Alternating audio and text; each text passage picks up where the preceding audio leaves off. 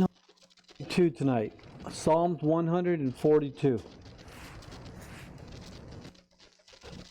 We do once again come before you, desiring to hear you speak, supplying those nuggets of truth that our lives would be enriched. We would come away with just that beautiful understanding of your mercy to us, Lord. We thank you, Father God, for today. Thank you for being in worship and in your in fellowship, Lord. I just want to lift up struggle tonight with physical hurts and pains, healings that need to take place, Lord, restoration. We pray for our body, Lord. We pray for those that are recuperating. Those be recuperated. We ask you to strengthen us and fill us with your spirit and draw us close to you, Lord. And so, Father, I just lift the study to you, and I pray that you would once again minister to us in Jesus' name. Amen. So Psalms 142, David is under a lot of distress. He's going through a lot of things. He's probably running from Saul. We're told here that it's a plea for relief from persecutors. And then it says a David a prayer when he was in the cave. And so sure we don't know. We do know that in 2 Samuel chapter 22 to 24, David was in the cave of Adullam, and he was hiding. And we know that point Saul had come into the cave and to relieve himself, and David was there, and he could have taken his life, and he comes out afterwards when he leaves and tells him, you know, if you think I'm after you, I could have taken your life, and kind of repents for a while. But he's always after David, and this psalm is about David's asking the Lord for help during these times of persecution. So it says, when I cry out to the Lord, and the idea is he cried out holy with my voice to the Lord, I make my supplications. You know, often people don't call out to the Lord until things are going rough. We tend to forget God when things are going good, and yet, of course, he's crying out because he's in trouble. He says, I pour out my complaint before you. I declare before you him my troubles. The idea is, you know, I'm sharing with God. I'm sharing what's going on deep inside of me, and I asking you to help me. And so one thing that we see here is David says, I cry out and I pour out. And when I think of that, I think, you know, it's I think we're blessed to be able to speak to God about all that concerns us. We can come to him anywhere, anytime, and just share what's going on. That's what David's doing here. He's sharing with God. He says, when my spirit was overwhelmed within me, when I knew not what I was going to do, because I'm overwhelmed, then you knew my path. In the way I walked, they have secretly set a snare for me. Look on my right hand and see, for there is no one who acknowledges me. Refuge has failed me, and no one cares for my soul. You ever feel like you're all alone in something? We all probably experienced a heartache that was so severe that we felt all alone. We were in trouble. We knew that people are out there, but we felt they weren't there to help us, and there's nothing they can do for us because they don't understand what we're going through. And there are a lot of people who do understand, but there are those times when we know understand, and so and we tend to forget God's promises in our lives. I know I do. God had made promises to David about being the king. And so Saul is attacking him, and really he wanted him dead. But yet, David in this cave, he's at a place where he's like, I'm broken. I can't go on. This is too much for me. And then he says in verse 5, and I cried,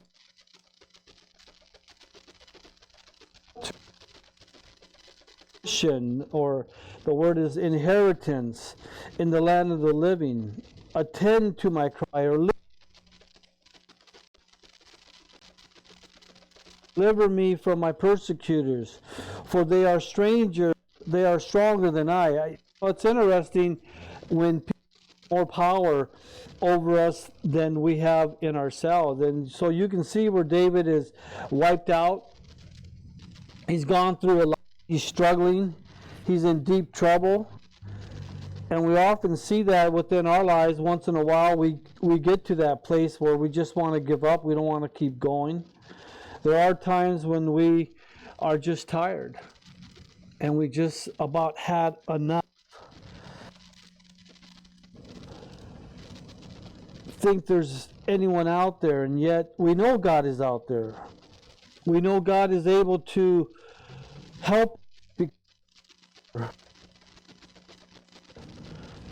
But yet sometimes there are things out there that are stronger than I. There are people sometimes who can make us feel little. We can be overwhelmed by financial burdens and or things that are out there that seem stronger often, and they just bring us down. This is where David was. He says, bring my soul out of prison, that I may praise your name. The righteous shall surround me, for you shall deal bountifully with me. Your mercy in my life. For I know you will be merciful to me. I know you can take care of me. I know you're there for me, and I need help right now. I want you to have mercy for me. And prayer that we pray for God to have mercy, help us, and direct us. Often when we can do that, it shows we still have our faith and trust in the Lord. We're still in my life when I'm going through stuff is that I can't move in the perfect will of God. It's what keeps me planted. I want to run. One thought in my mind always keeps me planted. I cannot be out of the will of God. I cannot go from where He has me. I must remain in the position that He has me. And if this is what He wants, I must endure sometimes. Chapter 143, an earnest appeal for God and deliverance. Another psalm. Prayer, O Lord, give ear to my supplication. In your faith, answer me. Listen to my prayer, dear God. Listen, Lord. Notice how David is always praying. When I was looking at these psalms and going over them, and you know, I knew Jesus was praying. See, because David is always being driven somewhere beyond himself. He's either being chased, persecuted, sought after. Things are always going on. Things are always happening in David's life. Him to want to call. When I think of that, I think that's what it takes for us sometimes. We need God to allow heartache so we keep close to God, because too often we can away from God when the things are good. And so David says, hear my prayer. God, listen to me. Listen to me. Give ear to my supplication. Answer me. Answer when I call. And in righteousness, according to your righteousness, he's saying, answer me. You know what? David's not saying, do for me according to my will. He says, do for me according to your righteousness, what you think is best for me. Do not enter into judgment with your servant, for in your sight.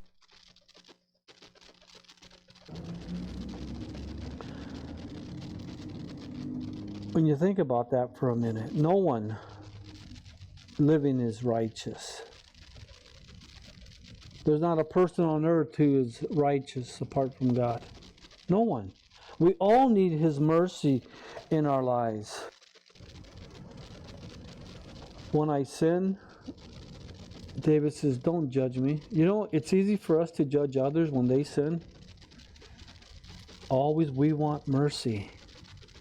We want mercy. And David called mercy, but, you know, we need to show mercy too with other people when their lives aren't right. Of course, mercy comes when we repent. Verse 3 says, for the enemy has persecuted my soul. The word is persecuting, it's active. He has crushed my life to the ground. He has made me dwell in darkness, or in dark places. The cave, David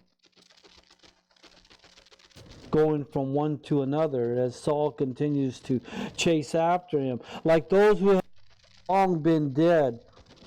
Therefore my spirit is overwhelmed within me, and my heart within me distress. Why? Because his enemies have caused this trouble in his life. They are constantly chasing David, always to overwhelm him, and he's lost his strength. And so David's in real trouble here. It's not a mild trial, real life heartache that he's going through. But he changes. He says, I remember the days of old, meditated on all your works. I mused, ponder on the spread out my hands to you. My soul longs for you like a thirsty land. Selah.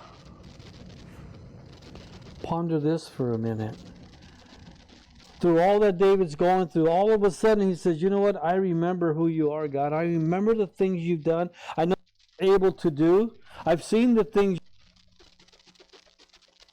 for people. I remember. Why? Because I look back to those other times in my life, and I remember the things you did for me. Always good to look back. You know, some people say you should never look back.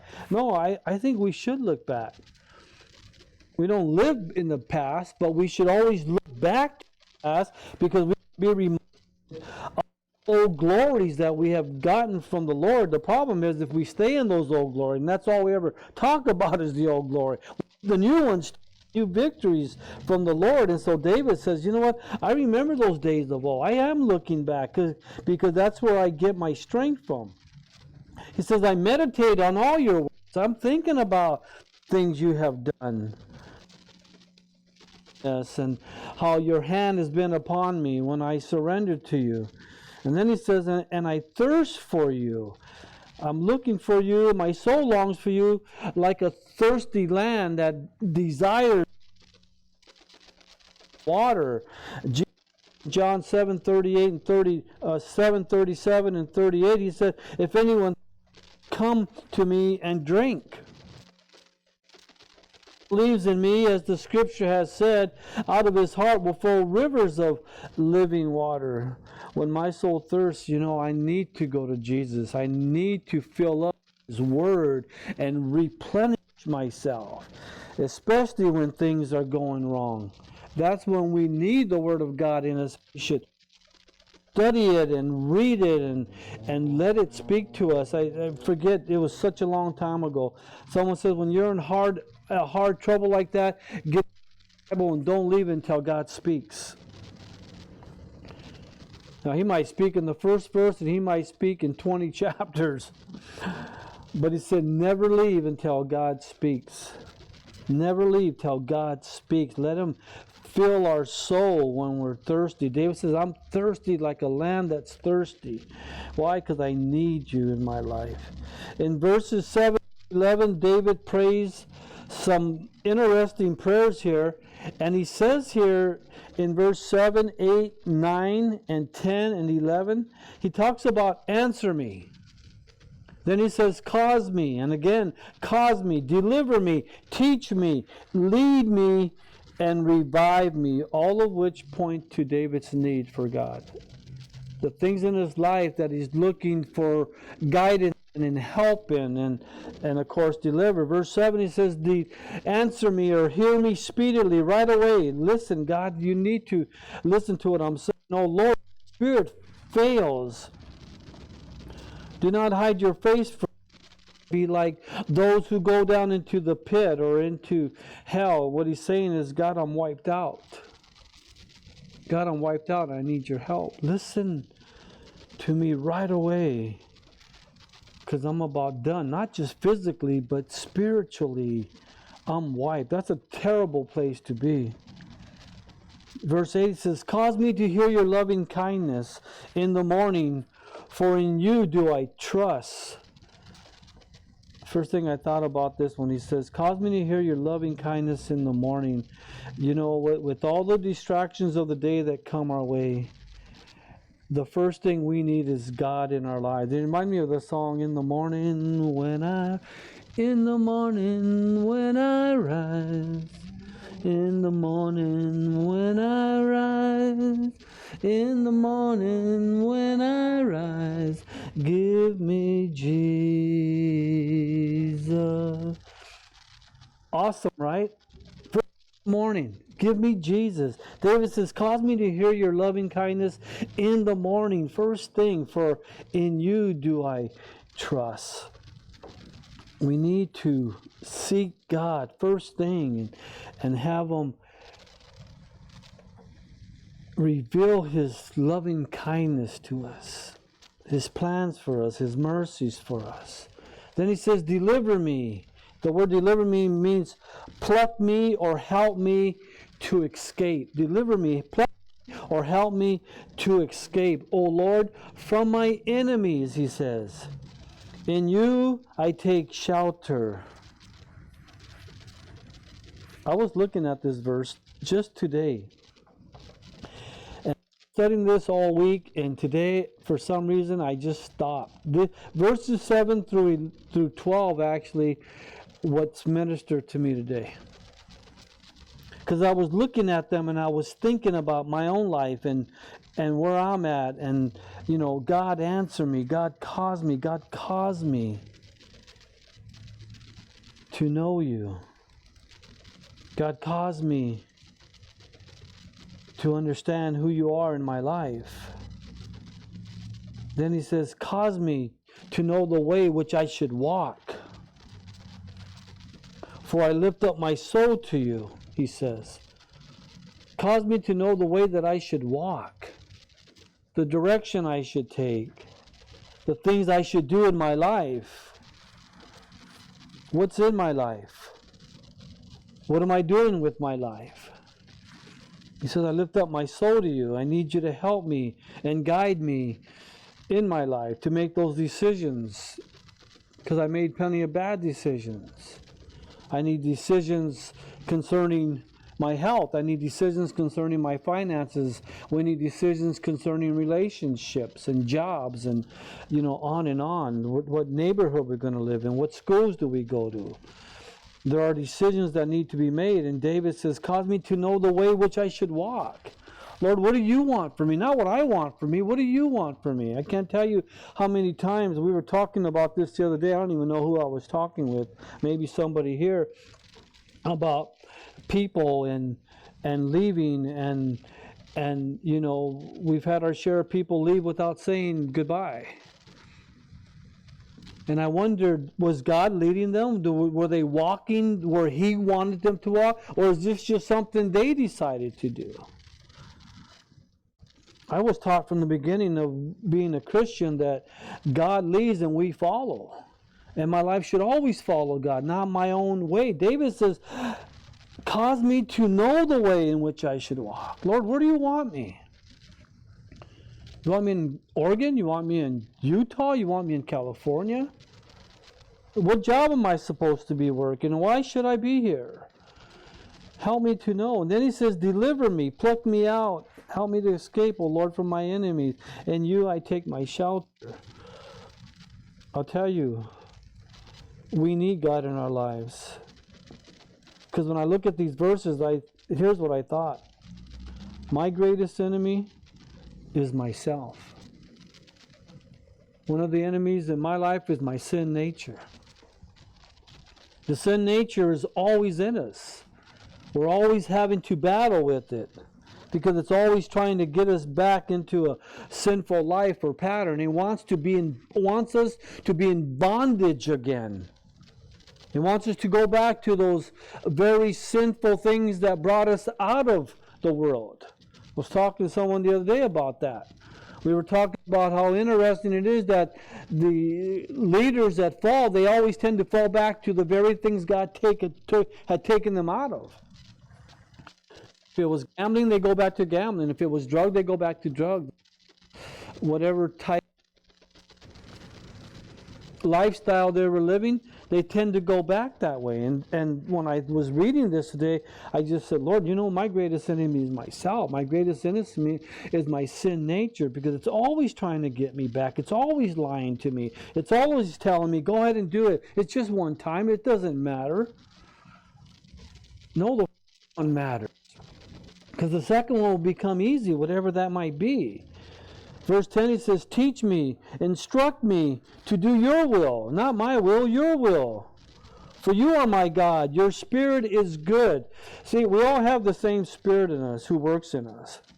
And the Spirit teaches us God's will.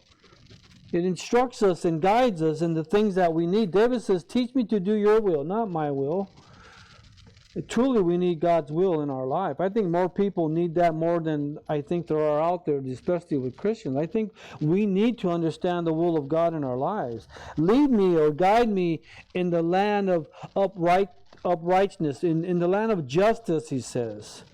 Lead me so I can live a life that is pleasing to you, or an honest life. And then he says, revive me, restore me. I like this. Repair me. Something's going wrong, repair me. As a mechanic, I get it. Car starts popping, you got a slow leak, something's going on. It's like, man, I got to get this fixed. He says, revive me, restore me, repair me, O Lord. For your name's sake, for your righteousness' sake, bring my soul out of trouble. This is for you, God. You need to fix me for you. Help me. In your mercy, cut off my enemies and destroy all those who afflict my soul. For I am your servant. I like that. Lord, here, you need to help me. You want to know why? I'm your servant. I like that. Lord, I'm looking to you for my deliverance from my enemies, the things that are coming against my life. Whether that's a person like Saul who chased David, or a circumstance in our life that's owning us. I am your servant. Remember, Lord, I am your servant. And as a servant of God, we have the promises of God. I think of Isaiah 54:7. This is so funny. Isaiah 54:7 says, no weapon formed against me shall prosper. Should not be profitable. No weapon formed against me shall prosper. The other day, a week ago, I heard this verse with somebody, and I said, I haven't used that verse, and I can't think of how long. And I always remember some of those early fighting verses that we used to quote like the back of our hand. And I realized I hadn't quote those verses in a while. And I even said, Lord, why haven't I quote those verses? Have I forgot the power of who you are and that I am your child? And whoever I told, they were like, yeah, we haven't really heard that. And I go, no, but you know what? I think I like to get back to that. And then when I was reading this, I couldn't help but to think, I'm your servant. What can man do to me? No weapon formed against me shall prosper or be profitable in my life. Why? Because I am the servant of the living God. Chapter 144, we're told here, a song to the Lord who preserves and prospers his people. Now you got to like that. Who doesn't want to be preserved and prosper? Another Psalm of David. In verses 1 and 2, David writes of his personal relationship with God. Notice, he says, blessed be the Lord. Now I want you to notice the my. Blessed be the Lord, my rock, my strength, who trains my hands for war and my fingers for battle. Interesting, God trained David to fight. Physically, he trained David to fight. He was a man of war. Remember, he couldn't build a temple because he was a man of war and had too much blood. Physically, David learned to fight. And God taught David how to fight. God teaches us how to fight. But we fight a spiritual fight. We don't fight a physical fight. Ephesians chapter 6, verse 12 and 13. Verse 12 says, "For we do not wrestle against flesh and blood, but against principalities, against powers, against the rulers of the darkness of this age, against spiritual hosts of wickedness in the heavenly places. Therefore, take up the whole armor of God, that you may be able to withstand in the evil day, and having done all, to stand." Our foe is spiritual. The enemy is influencing a lot of people because he's using his demons to do the work. His lies have fooled many people, many Christians. And when we fight, we need to fight that spiritual battle. And God will teach us how to fight those spiritual battles. It's a battle of prayer. It's a battle of seeking God and trusting God to do what He needs to do. You know, I watch TV shows once in a while, and I'll see a pastor come out and pray, and on TV it looks so useless. It looks so useless. And when I see that, I go, Lord, I know it's not useless, but man, it seems like, oh, well, we're just going to pray. But it's not. It's powerful. It's powerful when we trust God to do the battles for us. And we quote those verses that apply to whatever that battle might be. See, no, we do not wrestle against flesh and blood, but against spiritual forces. That's who we're fighting against. Verse 2, he says, again, my loving kindness and my fortress, my high tower, my deliverer, my shield, and the one in whom I take refuge, who subdues my people under me. You should highlight those my's. David says, you're my refuge, my hands, my fingers, my loving kindness, fortress, my deliverer, my shield. You are all that I need. You are everything I need, he says. Lord, what is man that you take knowledge of him? Or the Son of Man that you are mindful of him? David's saying, God, why do you want to know or even think about me? Who am I? Who is any one of us that God would think about us? God, wonders of God. Up in the stars, you can see some of the galaxies. We have pictures of galaxies. We have pictures of stars so deep, it's amazing. There are DVDs out there and films of the intricacies of God with an animal or just a flower or a tree, and we look at all the things that God has done, and we look at how huge the creation of God is, and then here I am by myself, and it's like, why would God want to think about me when there's so much more out there? That's what David says.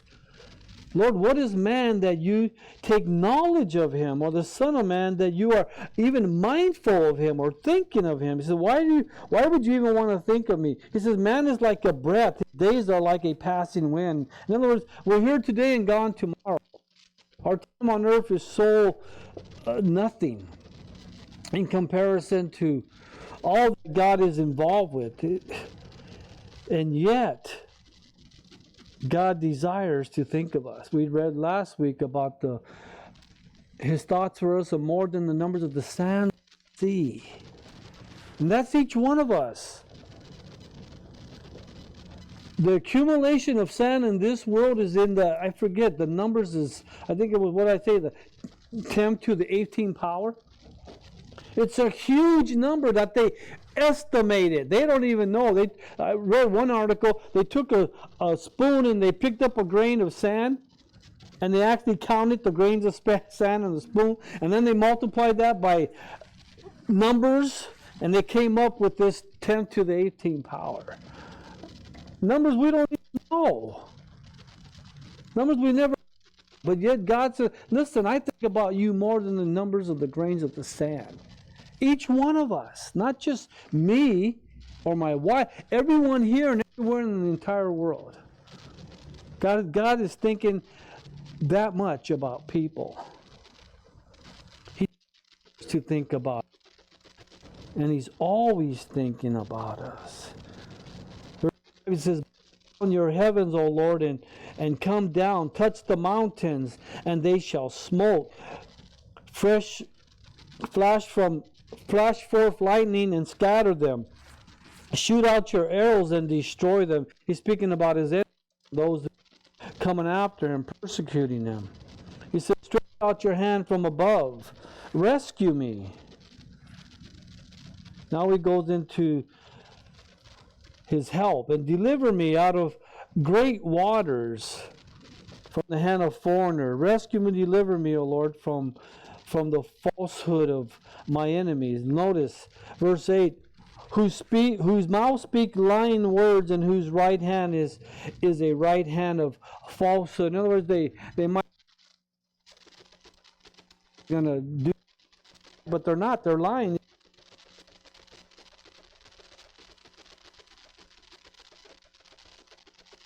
Badmouth us, and the Lord stop us from us bad-mouthing other people.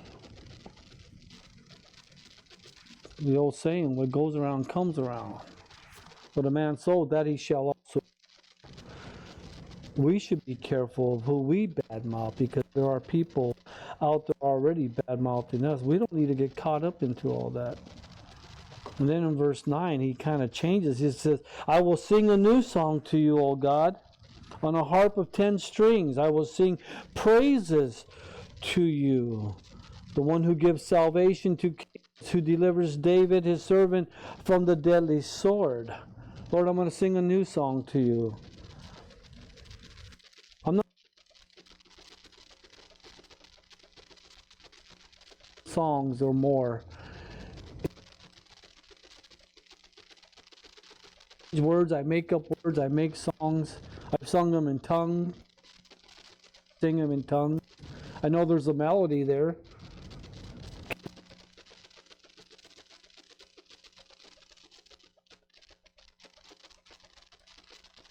Sing new song. David says, I will sing a new song to you, O God, on a harp of 10 strings. We love the Gospels, we love the old hymns. And David says, you know what, I'm going to sing a new song. Nothing wrong with the gospel, nothing wrong with the hymn, but we got to stay relevant to new songs too that might be coming out, you know. Gives salvation to king and delivers David his servant from the deadly sword. He says, rescue me again. Deliver me from the foreigners, whose mouth speaks lying words, and whose right hand is the right hand of thing. Verse 12, he says, here's why. The reason why David wants to be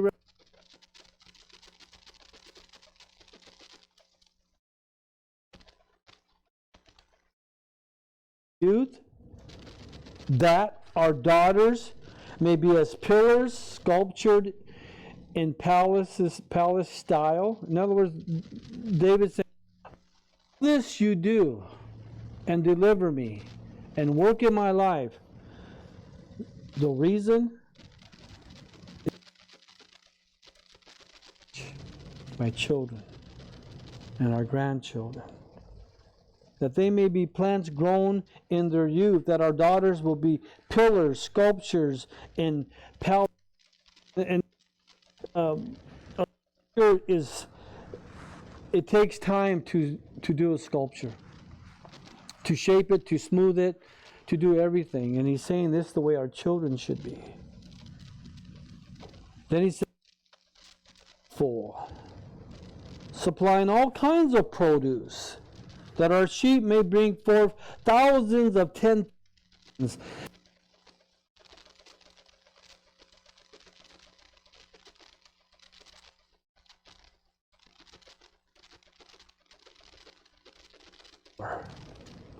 That our oxen may be well laden or strong. Who wants a weak ox? A strong ox can do the work. No breaking in or going out. That there be no outcry in the streets. Breaking in and going out. It's like thieves almost. People who come in and break in, and people that leave off. He said that there'll be no outcry in the streets from what? From hunger. That there'll be no complaints.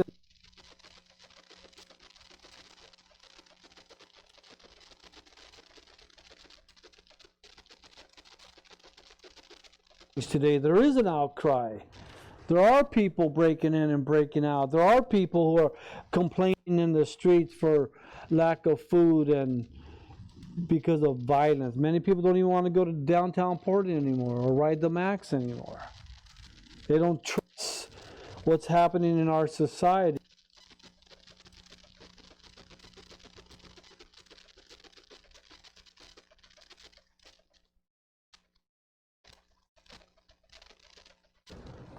That we would have your blessings in our lives, for our own life and for our families' lives, even for our city, that the people will be taken care of and there won't be an outcry. Verse 15, it says, happy are the people who are in such a state, who are blessed by God. Happy are the people whose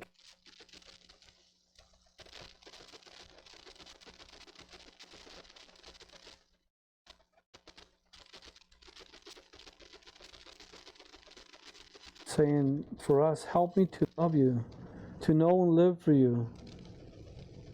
So our children will also know you and live for you. Rescue us, deliver us, provide for us, give us everything we need. Father, we do pray for our lives. We pray for your presence in our lives like David, Lord. I truly believe every single word David wrote, Lord, he felt, he lived, and he believed. And he had such a relationship with you, God. He could speak out in that personal heart-to-heart talk with you. I hope and pray we have that relationship, God. Just call out, ask you to rescue us or deliver us. I think where David said, change my heart, O God, make it ever true. And Lord, I pray that for us, that we have a new heart. And it's a heart that you place within us to love you and to worship you and to live for you, Lord. Help us to have a heart that transforms us and ultimately will transform our children because they are watching us. There's one thing we know, Lord. Kids live more Bible than what we say. Our lives are so dedicated to you, Lord, that our kids see it.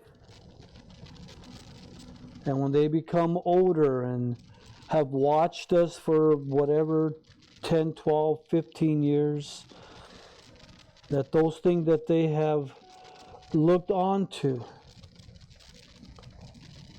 will become a part of their lives, and we'll see that manifestation of it. It's hard when they're little, Lord. We don't see all that. But when they get older, Lord, all we pray the true things have impacted them.